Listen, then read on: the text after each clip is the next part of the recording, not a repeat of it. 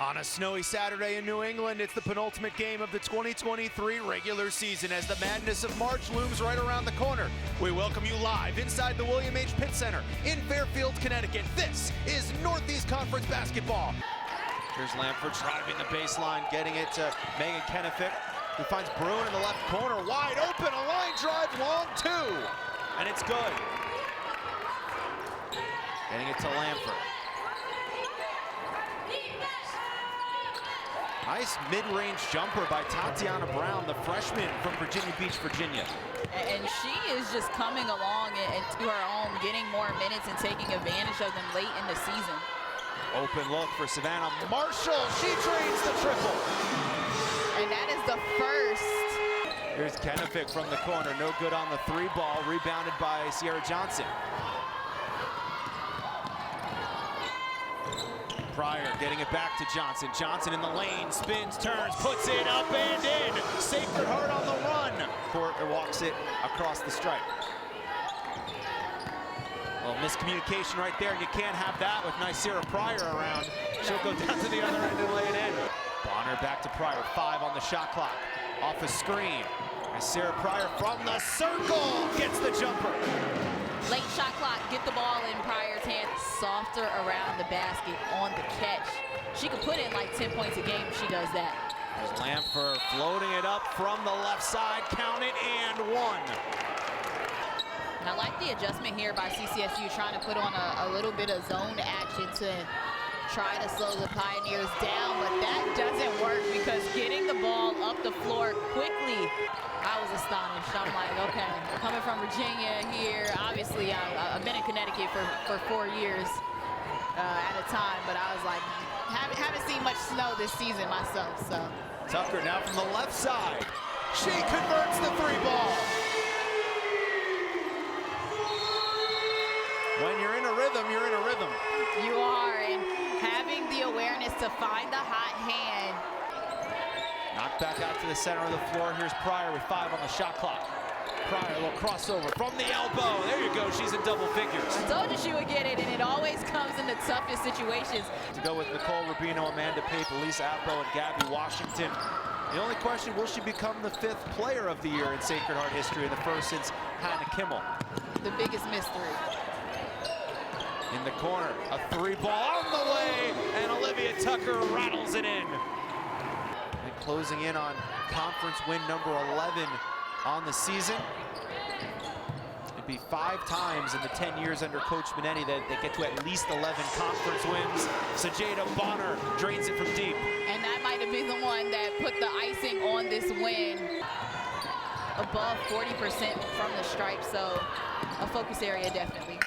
Jenkins, no good as the final buzzer sounds, and this one is over. The Sacred Heart Pioneers win the second game in this Constitution State Collision Series in the 2023 season as they knock off Central Connecticut here at home, 56-45. And we're joined courtside here by our player of the game, Olivia Tucker. Olivia, congratulations to you, 13 points on your senior day and a victory. How did this one feel with your family here, getting honored, getting a win? You know, most importantly, what did this mean to you? I mean, it was an awesome feeling. It's great to have these fans. We have the best fans. I feel like in the conference, we always have constant support, and it was awesome to have my family here today.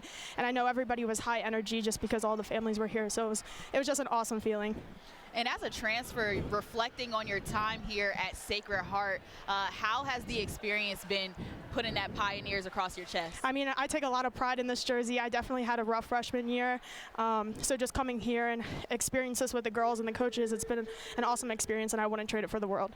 So what was the turnaround like? You had that win over FDU. Last 2 games after that didn't quite go your way. So in the short turnaround to shake that off and get back out here today, how are you able to do that? You know, we just come into practice every single day and we work hard. You know, you can't win everything, and you know, we still have one more game to prove ourselves, and then we're going into playoffs. I mean, we were picked 6th, preseason 6, so I think we're just proving everyone wrong right now. So it's going to be a good run as long as we stay together. So. And as a senior, what has it been like playing for this group in particular, where it's a mix? You have a awesome freshman in Nye Pryor. You've been able to step up to the plate as you've done since you've came into this Sacred Heart jersey, knocking down threes. But I think this group has meshed really well. What's been the catalyst behind that? Leadership is a really big thing, and I think a lot of people have stepped up into that role, even our younger ones. I mean, Nye is an awesome point guard for us. I mean, she leads the floor out here. So, I mean, just playing as one collective unit, I feel like we have that chemistry on and off the court, which is really important. Olivia, congratulations on a great game and the win, and best of luck the rest of the way. Thank you. Olivia Tucker, OT, our player of the game here, and we're going to be joined in a moment by the head coach of the Sacred Heart Pioneers, your former coach, Ty, Coach Minetti, coming here joining us courtside. Coach, good to see you. Congratulations on the win. Thank you, thank you. Now, you talked to us yesterday, and you mentioned how you wanted to get off to a great start. That hasn't really been your thing. Didn't quite get off to a great start today, but once again, the second quarter, how are you able to kind of turn it around there? It's weird. Second quarters, historically for us, have been our best quarters, and typically it's because we dig ourselves a hole, and we're like, oh, now we got to fight really hard to get out. But I love that we have that resilience. I've coached teams where we're down in the first quarter and we don't have that resilience. So I think for us, it's been a really confident build with that second quarter to know, like, hey, we can go into halftime still with a lead and have some momentum coming into that second half. Senior day out there, you were able to get Savannah Marshall some minutes. She came in, smacked a huge three, which I think brought great momentum to you guys. Maya Klein was out on the floor, Carly Strummel, Walisha. Just talk about the seniors and how they've been able to contribute to this program. Oh my gosh, we have great kids in this program. Ty, obviously being an alumni. And I think the character of these kids is that they have a really family focus and atmosphere here, and they play for each other. And so when we're able to have these great seniors that bring experience and leadership, especially to a young team, and then we get to celebrate them on a day like today, I feel sometimes like you start 10 points up with the things that they do and how their team wants to play for them to make this a memorable game for them. So I'm really proud. I'm really proud of how we stayed together and kind of fought, and how our seniors continue to lead the way. And the fight's going to continue. It looks like, the game on Thursday against Wagner, going to need to win that one to sew up the second seed. And then after that, it's win or go home every single time you play. So where do you see the team now as you try to make a run into March? Well, I think there are a couple things we still might need to work on a little bit to have more consistency. But I love that nobody expected anything from us at the beginning of the season, and this is what we're doing now. And I think I see our team feeling really good about being the ones that prove everybody wrong.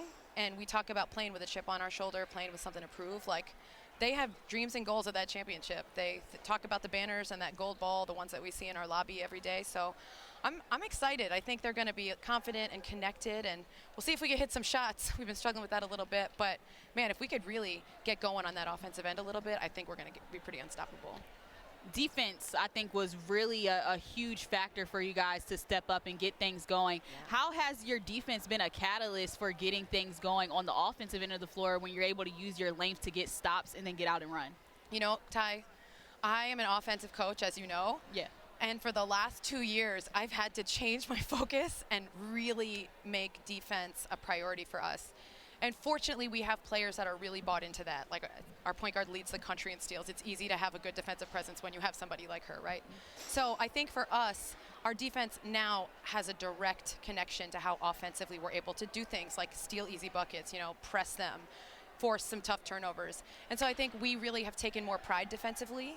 In that first quarter, we were pissed. The team shot 40%, right? We were like, hey, enough is enough. Like, we want to keep teams to below 60, to below that 38 field goal percentage. That's our goal. And then, look, if we can score, great. But at least we can't say we didn't give the best defensive effort to really put ourselves in that position to have a chance.